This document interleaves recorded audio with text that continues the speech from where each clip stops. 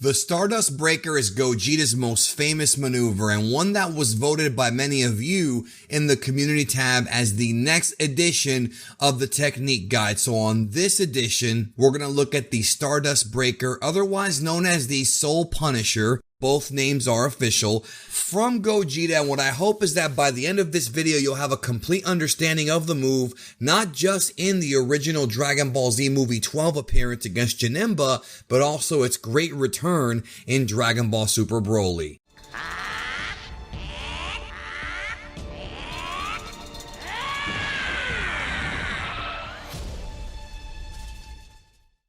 As I said in the intro to this video, the move has multiple different names: Soul Punisher, Soul Striker, and of course Stardust Breaker. And interestingly enough, both of these names are indeed official based on the video games, because in neither of the two appearances of this technique, whether it be in the Dragon Ball Z Fusion Reborn film or in Dragon Ball Super Broly, is the name of the move stated by Gogeta. He just sort of does the move in silence. Now, I want to go back and look at the first appearance of this technique first before we talk about Dragon Ball Super Broly, and that would be in Dragon Ball Z Movie 12, Fukatsu no Fusion, Goku to Vegeta, Revival of Fusion, Goku and Vegeta, more commonly known as Fusion Reborn.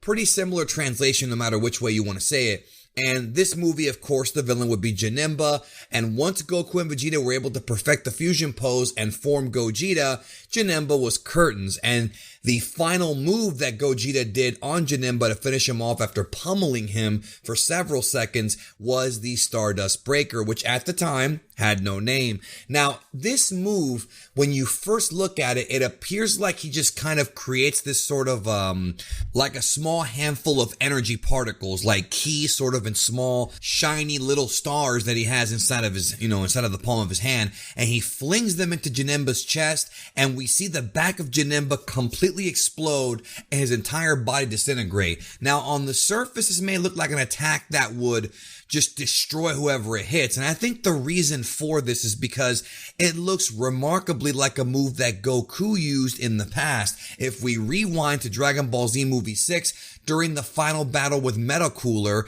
the last final Meta Cooler, Cable Cooler, whatever you want to call it, Goku raises his hand up in the air and does a move that's very similar that completely obliterates Meta Cooler. However, in this movie, there appears to be a bit of a side effect, and or this is a different technique. In fact, it is a different technique, even though it looks like the one from movie 6. I know that when I was a kid, I did think they were the same technique, just a variation of it, but that indeed was wrong. So this move, in theory, and I'm going to say in theory because it's never really explained in the body of the film itself, but essentially this move is not necessarily one that's supposed to damage the opponent. Now, obviously, Janemba feels pain from this because Janemba is a being of pure evil. If we rewind to the beginning of the film, Janemba is the embodiment of pure evil from the soul cleansing machine in Enmadayo's realm that happens to possess an Oni. And by the end of the film, it appears like the Stardust Breaker, the Soul Punisher, is more so of a cleansing technique to rid the Oni of the evil and bring him back to his original, benevolent state. That's the prevailing theory among the fandom, and the one that does seem to make the most sense based on the body of the film. However, the move does indeed damage evil because we see Janemba screaming in pain. So it is sort of like a grenade either way, but it's a grenade that seems to be also a cleansing mechanism at the same time. Now, obviously, if you choose Gogeta in the video games and he happens to have the move in the games, you're going to hurt whoever you hit with it because it's a video game. I mean, it doesn't matter if they're good or evil in the game, it's a game. But that's just because it's a video game. We're talking about the actual body of the film, so we have to put that aside and just not even talk about it here. So essentially, that is what the original Soul Punisher Stardust Breaker can do. But when we get to Dragon Ball Super Broly, there's a couple of different opinions here that have been discussed among the fandom about how this move was incorporated into this film. Now remember, Dragon Ball Super Broly was written by Akira Toriyama in script, but Toriyama did not actually animate or work on any storyboards for this film. So presumably speaking, Toriyama did not write in the Soul Punisher Stardust Breaker to be used against Broly. That was not his idea. Presumably it was more so the staff at Toei that decided to put it in there, really as an Easter egg. When you go see the movie for the first time and you see Gogeta do the move, I can tell you from all the times I saw it in theaters, it got a huge reaction. People loved it because it is an Easter egg, a throwback to the old Z movie. So that was obviously put in there for that purpose. But when we talk about the move itself, there's a couple of different ideas here. So during the fight with Broly, when things get very intense, we have Gogeta Blue, who is significantly more powerful than the theoretical Dragon Ball Z Gogeta could ever be, because Goku and Vegeta themselves have evolved not just in power, but also in transformations, Super Saiyan Blue being beyond anything in Z. So Gogeta hits Broly with the technique in the movie, and it does not finish him off. Instead, Broly just powers up in rage and raises his ki even more, and then Gogeta smiles at him. Now,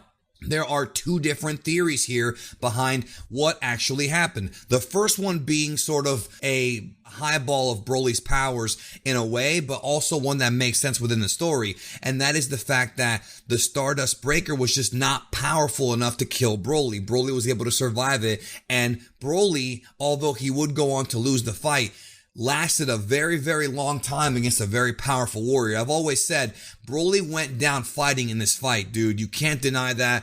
Broly hung in there with Gogeta for a very long time. And remember, he is not a fused character and Gogeta is. So just think about the incredible power Broly has to survive all of the poundings that Gogeta gave him. So theory number one, it appears like Gogeta smiles because he sees that Broly is, he nerfed the move. So Gogeta hit him with the Stardust Breaker. He smiles because Goku and Vegeta are, of course, from the Saiyan warrior race, and they're happy to see that Broly was able to tank this move and see that, okay, this guy's going to be a lot tougher than we had previously thought, and we're having a great time fighting him. That goes along with Goku and Vegeta's characters in the series. They're having a great time. They're having a blast fighting Broly, despite the Earth possibly being in danger if the guy's out of control. Theory number two, however, is that if the Stardust Breaker is a move that purely cleanses the evil from your body, then it would not work on Broly because of the fact that Broly in the Dragon Ball Super film is not inherently evil. Remember, Broly is in the film misunderstood. He's being somewhat played by his father, by Frieza. He's not an evil guy. He has a pure heart, and it's said several times in the movie, including by Chi-Lai, who ends up saving him at the end of the film. So the smile from Gogeta was more so him realizing that Broly is not a bad dude. But then that makes me wonder, if Gogeta knew that Broly was a decent guy, if he knew that he was not inherently evil and that Broly survived the Stardust Breaker because he is not evil and thus there is no evil to cleanse out of his body, why would he just a few minutes later try to kill Broly with the Cosmic Kamehameha? That always left me scratching my head because I feel like Gogeta would have tried something else to beat the guy and not kill him, but maybe knock him out. But it's clear that that Kamehameha was meant to take Broly out. But hey, it could be possible that maybe Gogeta didn't even know how strong he was as a fused character with that final Kamehameha. Either theory I think works. However, I personally have seen more fans side with the latter than the former. I think a lot of people seem to think that the Stardust Breaker is purely a cleansing technique. And if you think that, you won't get an argument from me because we've seen it work in the past. So why wouldn't it work here? I chose to put both theories in this video here because I wanted to make sure everybody got every aspect of this technique and what people are saying about it. Obviously, I would love to hear from you. I would love to know which one you think it makes the most sense as far as what the Soul Punisher Stardust Breaker can do. Either way, as of right now, the move is still a signature Gogeta technique, but it does make you wonder, why didn't he use this move against Omega Shenron in Dragon Ball GT? We know that Omega Shenron is pure evil. Why would he not try to just wipe him out with this move? Would it have even worked? I mean, that's always been a head scratcher for me. So that actually lends credence to the theory of it being more power based than anything else. Maybe if somebody is evil, but their evil in their body is so powerful that it can actually block the effect of the move, that would make sense. But Gogeta didn't even try it against Omega Shenron in GT. So Thank you for watching this edition of the Technique Guide, and thank you for voting in the community tab as always. I will provide a new poll very soon for y'all to vote for, but in the meantime, I will have other technique guides coming up, not to mention the Super Ghost Kamikaze Attack is also coming. Although it did not win the poll, it is one that was chosen by some, so you will get that technique, and then we'll do some more. So I got videos planned for the next year or two on the techniques, so it should be a fun look back. Thank you again. Love you. Take care of yourself, and we'll talk soon.